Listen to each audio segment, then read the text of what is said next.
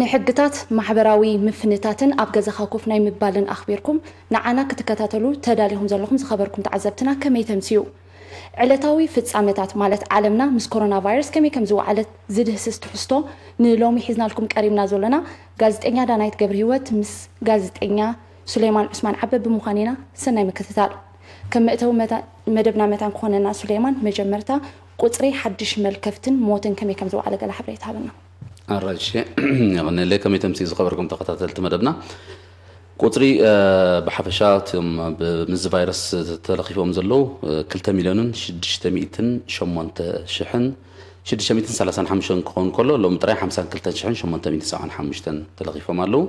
قطرنا يزموتو هم زري زلنا 280 كل شحن 210 شمونت بزيح له لو متراي 4 شحن 659 ما يتمالو زحوي دما 714 84 سباتين مالتي بهاجرات خنريون كلنا حبرات منقسطات امريكا تزلع على قطر حزا زلا هاجريا از دما 819 شحن 309 كلتن قطرنا يستلخفيو زموتو بتقلالا 40 شحن 249 اسبانيا همزي نكاتاتلو زلنا 208 شحن 389 طاليان 287 شحن 327 اب اسبانيا زموتو قطر 21 شح بتيحلو كومون اب طاليان 25 شحن 85 فرنسا 259 شحن 877 قطري ناي زموتو 21 شحن 340 ناي زحوي قطر دما 4 شحن 657 زي انتن اب قدامي درجه سرعه قدامت 4 هاجرات تراينا تقيسنا مستي زلنا غيزه مالتي كان نباخي دانايت انتهى له قال حدش حبيت بناي هاجرنا بيت فصامتات كنفل من تدا اخوينا لومي اب ساعات قدم قطري لعلواي حيل عمام كورونا مكلخال كورونا فيروس نتي كاب حدا ميازيا زت اوجن اب كالاي ميازيا كلتا ميازيا دما تغباراوي زخونن نسلسته سومنا زصنحه ناي غزاخا كوف ناي مبال اواج انا وحيولو بزيكا إيرترا كال لو معنتي نتي ناي منوح سقومتها زوسد هاجرات تدارينا قدامي مينستر اسبانيا بيدرو سانشيز ناب بارلمنت ناي تهاجر ناي منوح طلب قريبلو اتي ناي غزاخوف ناي مبال حقي مياز 25 يخبقع سلازي بيدرو سانشيز دما كساب شعات غنبوت كنا واحد طلب قريبلو بجيكازي لومي يوكرين نتي ناي غزاخوف ناي مبال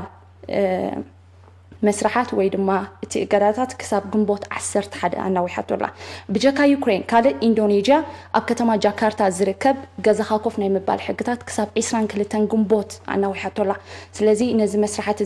خطلا زلو هاجرات كاب هاجرنا ايرترا تحسكا كالوت هاجرات كورونا فيروس كابي بقس نابي يبل رجوت مدهانيتون سلازي ترخبو متن حدش ملكفت دما انت زايدو ادرعتي ناي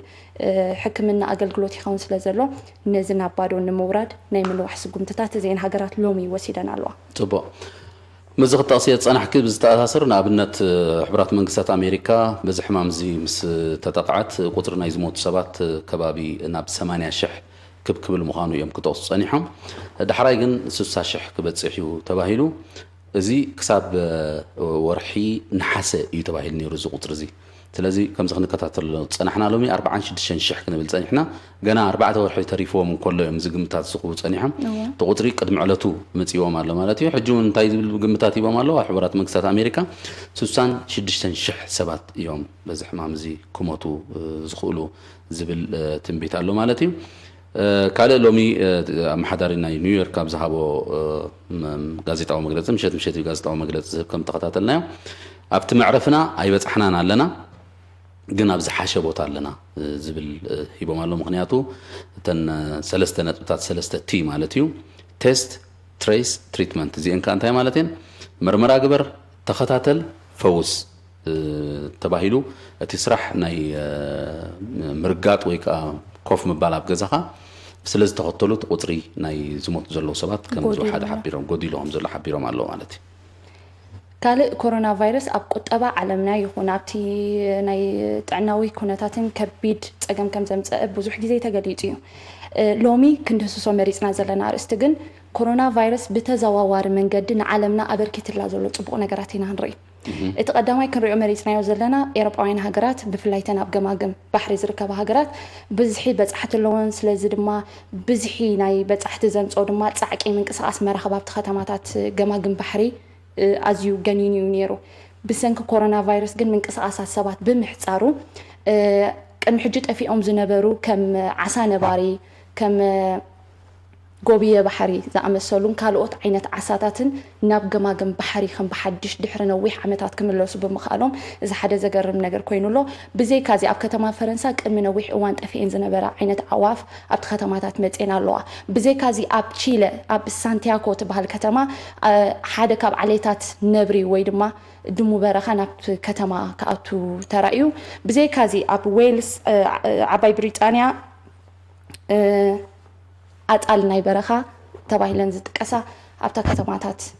ብሰንኪ ምንቅስቓሳት ናይ ሰባት ብምእጋዱ ኣብታ ከተማታት ፋሒለን ኣለዋ ብዘይ ካዚ ኣብ ደቡብ ኣፍሪቃ ኣናብስ ናብ ከተማታት ጽርግያ ኣትዮም ክዓጽው እዮም ተራእዮም እዚ ድማ ካብ ብዝሒ እቲ ሰብ ኣብ ገዝኡ ኮፍ ብምባሉ ዳርጋት ከተማታት ናብ ጽሞና ይተቐይሩ ዘሎ ከም ተቐዲመ ዝገለጽኮ ኣብ ቶርቴልስ ዝበሃሉ ወይ ድማ ጎብየ ባሕሪ ከይጸንቱ ተፈሪሖም ነይሮም እንተኾነ ኣብ ኢንዶኔዥያ ብብዝሒ ናይ ፈርዮም በምህላዎም ክብረ ወሰን ሰይሮም ኣለዉ ጽቡቕ ምዝምት ሳርቲ ህዝብ ዓለም ጽበየ ዘሎ ጉዳይ ናይ ክታበት ንሕማም ኮቪድ-19 እዩ ኣብ ጀርመን ናይ መጀመርያ ሕጹይ ክታበት ዘይተፈተነ ማለት ሕጹይ ዘሎ ከም መድሃኒት ከም ክታበት ንኽሰርሕ ሕጹይ ክታበት ክኸውን ተፈቲኑሎ እዚ ድማ ናብ ደቂ ሰባት እዩ ክፍተን ከም ልሙድ ማለት እዩ ስለዚ ነዚ ፍርያት ዝሰሪሓ ዘላ ካምፓኒ ባዮ ኤንቴክ ትበሃል ናይ ጀርመን ካምፓኒ ኮይና ብደረጃ ዓለም ካብተን ራብዓይ ዝተፈቕደላ ሃገር ኮይናላ እዚ ክታበት እዚ ድማ ኣብ 200 ሰባት ክፍተን እዩ ኣብ ክሊ ዕድመ 18 ክሳብ 55 ዘለዎ ይኽፍተን እዚ ፈተነ እዚ ድማ በቲ ሕማም ዘይተለኽፉ ወይ ከዓ በቲ ሕማም ዘይተታሕዙ ሰባት እዩ ክፍተን ብኸመይ ይኽፍተን እንታይ ክኸውን ካለ ዛዕባ ክንገድፎ ኢና ናይ ኦክስፎርድ እውን ናላት ናይ ኦክስፎርድ እውን ምስ እትተሓሓዝ ናይ ኦክስፎርድ ፕሮጀክት ተባሂሉ ዝተጠቕሰ መንግስቲ ብሪጣንያ እውን 71 ሚልዮን ዶላርስ ዝኣክል ምወላ ዝገበረሉ ናይ ክታበት ፈተነ ይካየድ ነይሩ ትፈተነ ሎሚ ኣብ መደምደምታ በፂሕሎ ጽባሕ ሓሙስ 23 ሚያዝያ ድማ ኣብ ሰባት ክፍተን እዩ ጽቡቕ ከም ካለ ሎሚ ዓብ ዜና ዱዓለ ኣብ ሕቡራት ኢማራት ዓረብ ከም ንኣብነት ኣብ ሕቡራት ኢማራት ዓረብ ተዳርኢና እቲ ቁፅሪ ናይ መልከፍቲ 8238 ይበፂሑ ዘሎ እቲ ዜና ግን እዚ ዘይኮነ 8238 ሰባት በፂሑ 52 ሰባት ሞይቶም 1546 ሰባት ድማ ሓውዮም ንብል ኣለና ሕቡራት ኢማራት ዓረብ ግን ካብ ሎም ጀሚሮም እንታይ ገይሮም ኣለዉ መርመራ ኣብ ዓለም ንፈለማ እዋን ክበሃል ይከኣል እዩ 9.6 ቁፅሪ ህዝቢ ናይ ሕቡራት ኢማራት ዓረብ ኣብ ነፍሲ ወከፍ ሰብ ንነፍሲ ወከፍ ሰብ መርመራ ክግበር ካብ ሎሚ ኣውጆም ኣለዉ ገለ ሃገራት ከምኡ ዝፈተና ኣለዋ ግን ብውሕድ ቁፅሪ እዩ ናይ ኢማራት ግን ሙሉእ ሃገር እዩ ስለዚ እዚ ክግበር ዘሎ ኮይኑ ኣዝዩ ከቢድ ወፃኢታት ዝሓትት ከቢድ ባጀት ዝሓትት እዩ እቲ ቁፅሪ ስለ ዘሰከፈ ክኸውን ይኽእል እዩ ከም ካልእ ኣብተን ኣደነቕቲ ዝበሃላ ዜናታት ዝሓለፈ ቀዳም ኣብዚ ዓለም ብሕማም ኮቪድ-19 ዝሞተ ሓለቓ ስታፍ ናይ ሃገረ ናይጀርያ ኣባ ኪያሪ ዝበሃል ንሱ ኣብ ስነ ስርዓት ቀብርናቱ ኣዝዩ ኣሽሓት ሰባት ኣብቲ ቀብሪ ተረኺቦም በዚ ድማ መራሒ ሃገር ናይ ናይጀርያ ዘሕንኽ ወይ ከዓ ዘሕፍር እዩ ኢሉ ወግዓዊ ይቕሬታ ሓቲትሎ ማለት እዩ ከም ተወሳኺት ኣደናቒት ዜና ምስ ኮቪድ-19 ማለት እዩ ኣብ ባንግላዴሽ ሓደ ናይ እስላማዊ ሰልፊ መራሒ ብቁፅሪ 100,000 ሰብ ኣብ ስነ ስርዓት ቀብሩ ተሳቲፉ እዚ ድማ ባንግላዴሽ ኣብ ከቢድ ስክፍታ ክእትዋ ዝኽእል ፍጻሜ ተባሂሉ ምክንያቱ ንቕሓት ናይ በዚ ሕማም እዚ ንምክልኻል ዝግበር ዘሎ ንቕሓት ስለ ዘይተበፅሐ እዩ 100,000 ሰብ ክበፅሑ ኢሎም ስለዚ ስቱድዮ ሰዓት ኣኺላ ይብልን ስለ ዘለዎ ገለገለ ነጥብታት ነይረና ከነኽእለን ዳናይት ነመስግነኪ የቐኒልና ዝኸበርኩም ተኸታተልቲ መደብና ዕለታዊ ነቕርበልኩም ዓለማዊ ክስተት ናይ ኮቪድ-19 ኣብዚ ንዛዝም ኣለና ፅባሕ ምሸት ብኻልእ ኣርእስቲ ኢና ክንረኸብ ክሳብ ሽዑ ሰላም